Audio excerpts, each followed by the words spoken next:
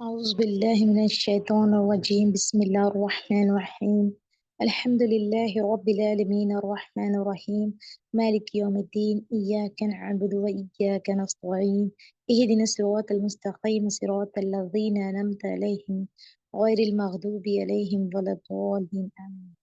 अल्लाहुम्मा सल्लि अला सय्यिदिना मौलाना मुहम्मद व अला आलि मुहम्मद कमा सल्लैत अला इब्राहीम व अला आलि इब्राहीम इन्नका हमीदुम मजीद। अल्लाहुम्मा बारिक अला मुहम्मद व अला आलि मुहम्मद कमा बारकत अला इब्राहीम व अला आलि इब्राहीम इन्नका हमीदुम मजीद। क़ाला रब्बी इश्रह ली सदरी व यस्सिर ली अमरी वहलुल उक़दतम मिन लिसानी यफ़क़हू क़ौली रब्बी ज़िदनी इल्मा। अस्सलामु अलैकुम व रहमतुल्लाहि व बरकातुहू। डियर सिस्टर, इससे पहले की क्लास में हमने देखा था हुर्फ़े तहजी, है ना? तो हुर्फ़े तहजी होने के बाद हम देख चुके हैं कि हुर्फ़े तहजी में हुरूफ, उनके नाम और प्लस उनका साउंड, है ना? उनकी आवाज़ क्या होती है, हम वो देख चुके हैं। अभी हम देखने जा रहे हैं कि हुर्फ़ों की छोटी शक्ल या आधी शक्ल, ये आधी शक्ल क्यों ज़रूरी है? ये जानना क्यों ज़रूरी है कि आधी शक्ल क्या होगी हुर्फ़े तहजी में तमाम हुर्फ़ों की आधी शक्ल क्या होगी?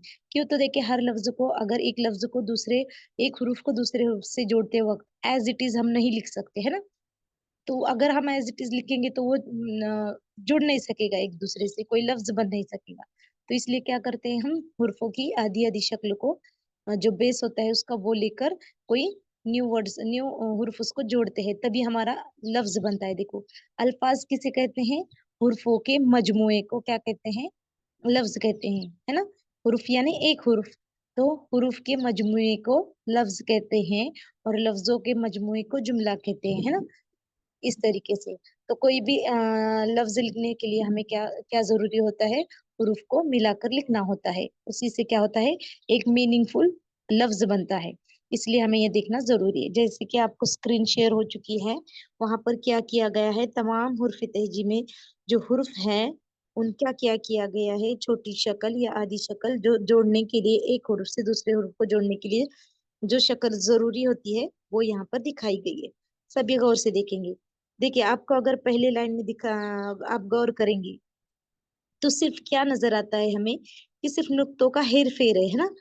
देखिए फॉर एग्ज़ाम्पल बे, है ना? बे, बे में क्या किया गया है देखिए, बे में सिर्फ़ एक लकीर है ना? उसको थोड़ा-सा हल्का-सा झटका दिया गया है या फिर आप ऐसे भी लिख सकते हैं स्ट्रेट, मगर आधी शक्ल बे को है ना आधा लिखना है और उसके नीचे एक नुक्ता आएगा, तो बा, है ना? तो बे होगा, एक नुक्ता।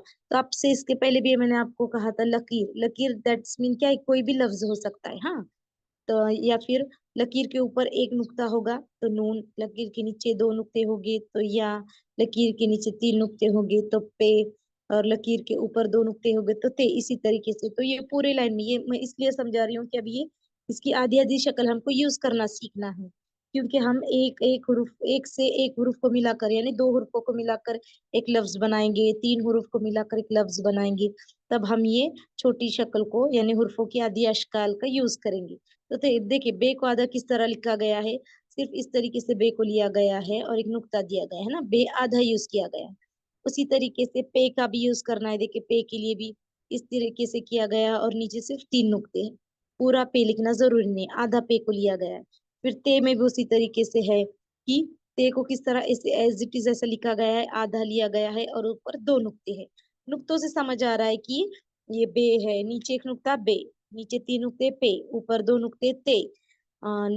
छोटी तौ बनी है हाफ इसमें, ये हाफ हाफ राउंड है और इसमें छोटी तौ बनी है, तो टे, है ना? और ऊपर 3 नुक्ते आ रहे हैं, तो से, इस तरीके से। समझ आ गई ये लाइन? नीचे नीचे देखेंगे जीम की फैमिली में किस तरीके से किया गया है, हाँ? आधी शक्ल हमें किस तरीके से लेनी है। तो देखो जिम की फैमिली में अगर हमको आधी शक्ल लेनी है, तो पूरा जिम देखो इस तरीके से इसका सर लेना है ऐसे, ये सर, ये जिम। इस तरीके से ड्रॉ करना सीखना है। देखिए ये इस तरीके से, हाँ, ये यूँ। तो फिर नीचे एक नुक्ता जिम, हाँ, इसके नीचे नुक्ता दिया जिम, बगैर नुक्ते का यही ड्रॉ किया हमने तो है और ऊपर नुक्ता एक दे दिया इसी को तो है और इसी के नीचे 3 नुक्ते अगर हम देते हैं तो चीम, जिसको चे भी कहते हैं। इस तरीके से समझ आ रहा है? इस तरीके से। तो ये अगर हम ये है, ख़ै ये लिखेंगे तो इसको वाव जोड़ सकेंगे, इसको मीम जोड़ सकेंगे, है ना? ये जोड़ने के लिए आदिश अश्काल का लेना ज़रूरी है, समझ आ रहा है? ईज़ी है ये भी। जिम की फैमिली का भी जोड़ना इजी है। देखिए हमने बे की फैमिली का जोड़ना देखा है ना, हफ शक्ल। फिर उसी तरीके से जिम का, ये डीप में भी हम देखने वाले हैं हम। मगर ये आज पूरा अलिफ से लेके, अलिफ तो अलिफ की तो शक्ल नहीं बदल सकती, सिर्फ जुड़ कर आता है, वो हम देखेंगे एंडिंग में। तो बे से लेके या तक हम क्या कर रहे हैं, अशकाल को शॉर्ट में देख रहे हैं कि उनकी आधी शक्ल क्या होती है। नेक्स्ट देखेंगे शीन में क्या किया जाता है। देखिए शीन की लाइन को, अभी ये पेयर से ना जोड़ी वाले हुर्फ चल रहे हैं हमारे। देखो सीन में क्या किया गया है, 1 2, ये 1 एक दंदाना, जो इस तरीके से ड्रॉ होता है ना उसको दंदाना कहते हैं। एक दंदाना, दो दंदाना, और ये तीसरे को फिर जोड़ा जाता है, वाव मीम या जो भी हो। तो यहाँ गौर से देखेंगे हाफ सीन किस तरीके से लिखा गया है, आधा सीन किस तरीके से लिखा गया है, ये गौर करेंगे। हाँ देखो इसमें अगर ये दो की जगह आपने 1 2 3 ले लिया ना, ये पूरा सीन में शुमार किया जाएगा। तो देखिए पूरे सीन में क्या होता है, ये 1 2 यहाँ पर दो दंदाने होते हैं और तीसरा वाला बड़ा होता है। इसलिए ये आपका लेना जरूरी समझ रही हूँ मैं, हाफ शक्ल का। हाँ आपका पूरा कंफ्यूजन दूर हो जाना चाहिए इसमें। ये दो क्या लेंगे हम यहाँ पर, दो दंदाने लेंगे और तीसरे दंदाने को जो भी हुर्फ अगला हमें जोड़ना है वो जोड़ेंगे। हाँ किसमें देखेंगे, ये सीन और शीन में होगा इसी तरीके से।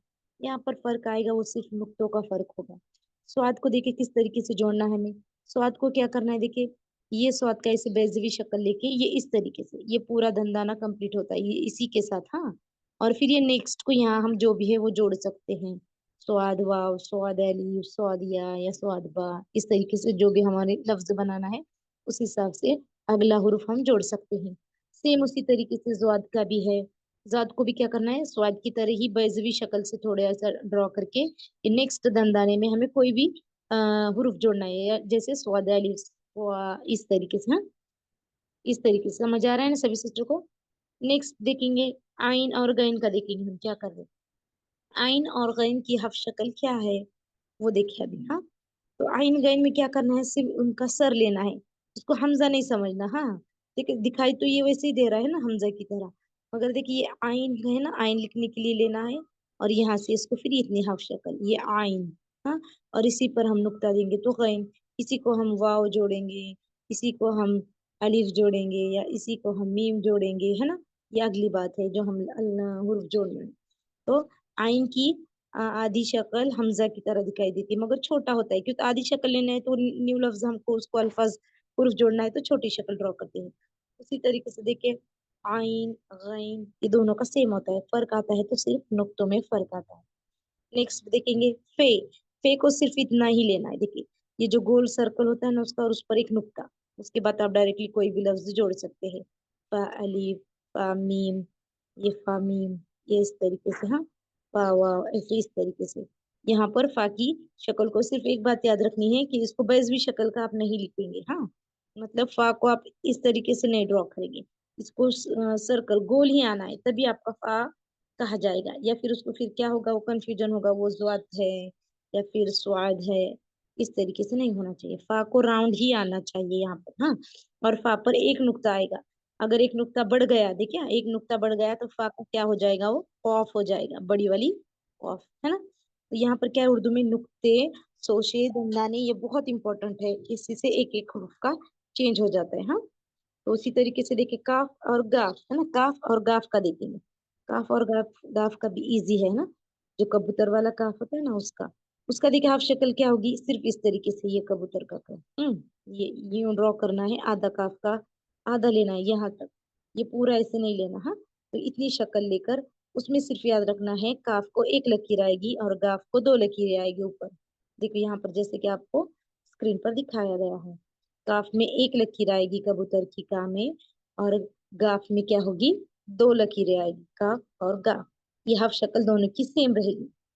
समझ आ रहा है। नेक्स्ट देखेंगे, ये हम अल्फाज के साथ जुमलों के साथ आगे डीप में देखने वाले हैं, मगर ये एक पूरा एक ये होता है, इसलिए ये ले लिया आज, आपके समझ में आ जाएगा, एक पूरा रिवीजन होगा आपका। फिर देखिए लाम का क्या किया गया है, देखिए लाम, लाम तो पूरा इस तरीके से है, तो लाम को सिर्फ यही तक लेना है हमें, और उसके बाद ही हम जल्दी दूसरा उसको हुरूफ मिला सकते हैं, जैसे लाम, लाम अलिफ, या फिर लाम वाव, लाम लाम काफ, काफ को इस तरीके से जोड़ सकते हैं, इस तरीके से। हाँ तो काफ की भी क्या होगी शक्ल, लाम की शक्ल हाफ होगी, उसमें क्या होगा, सिर्फ लाम का जो गोल सर्कल वाला राउंड होता है ना, जो हाफ सर्कल नीचे का एरिया, वो नहीं लिखेंगे, सिर्फ उस लाम का डंडा तक लेंगे, डंडे तक, ये इस तरीके यहाँ तक ही लेंगे, तो इसको फौरन कोई हुर्फ जोड़ देंगे। मीम का देखो, मीम का सिर्फ ये सर लेते हैं, देखिए मीम का ये इस तरीके से इतना ही लेंगे। देखिए यहाँ पर, हाँ और एक बात मीम से रिलेटेड एक बात है कि मीम है ना, मीम मीम का है ना जो ये सर होता है, देखिए किस किस मीम में किस किस जो अल्फाज में मीम का ये जो सर होता है ऊपर किया जाता है, और किस किस इसमें मीम का सर नीचे किया जाता है। अगर वाव के साथ अगर मीम आता है ना, तो ये मीम को आप ऐसे नहीं लिखेंगे, ये ऐसे, हाँ मीम का ये सर है ना ऊपर नहीं करेंगे। अगर वाव के साथ मिल के आता है, ये आपको अगले अगले जैसे हम आगे बढ़ते जाएंगे इंशाल्लाह आपका ये भी क्लियर होता जाएगा।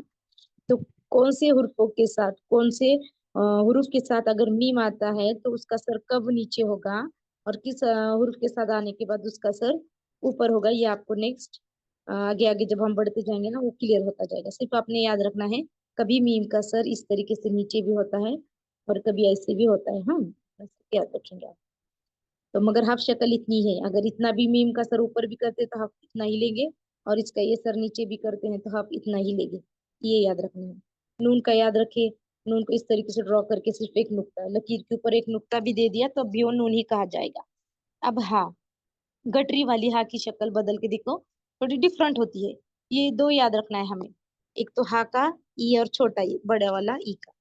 ये दोनों को कैसे याद रखना है, देखो ये दो तीन हुरूफ का, कि गटरी वाली हाँ एंडिंग में अगर आती है, हाँ किसी लफ्ज के एंड में आती है तो एज इट इज आती है, एज इट इज आएगी इस तरीके से अगर एंड में आती है।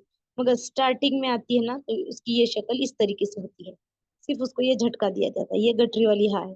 जैसे लिखते हैं ना हम में देखिए ये ह, यहाँ गटरी वाली ह ये आई और उसको मीम मिलकर आ गया, तो यहाँ की मीम का सर यहाँ पे नीचे आ गया, देखिए।